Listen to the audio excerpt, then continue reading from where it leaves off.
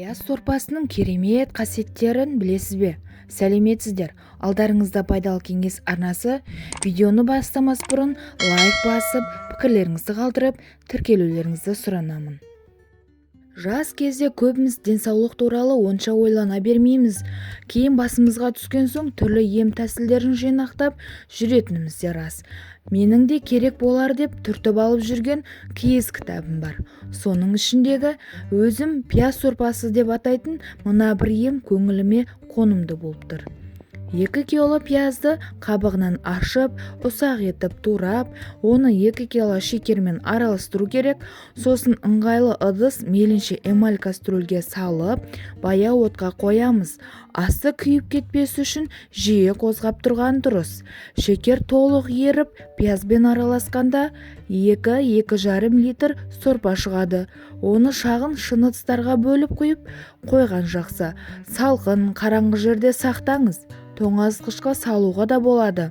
Бұл 3 апта 21 күндік емдік курсқа жететін мөлшер.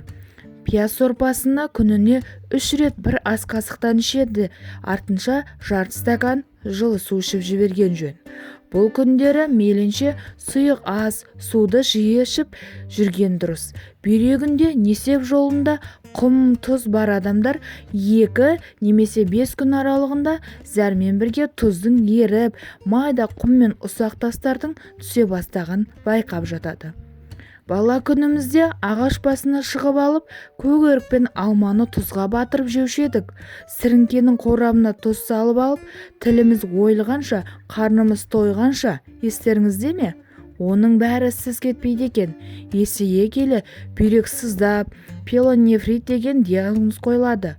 Жылына 2-3 рет ем алып жүрсем де, бүйректің сыздап, мазаны алатыны бар. Тұз жиналған. Осы тұз ғой біртіндеп бірігіп, қатайып, тасқа айналатын. Жағдайды оған жеткізгім келмеді. Ауру жаныма батқан күні ем іздедім. Қай амалдың да оңай, жеңіл болғаны жақсы ғой. Пияз сорпасы соған сай келе қалды. Нәтижесі көңілімнен шықты. Ірі тас болса, орнынан қозғап, қатер төндіреді дейтіндей емес екен, тұз бен құмды шығарады. Ал менің сүйікті оқырмандарым, сіздер пияз туралы және қандай да пайдасы бар екенін білсеңіздер, менің видеомның астына пікірлеріңізді қалдыруларыңызды сұранамын. Және де денсаулықтарыңыз мықты болсын. Келесі кездескенше.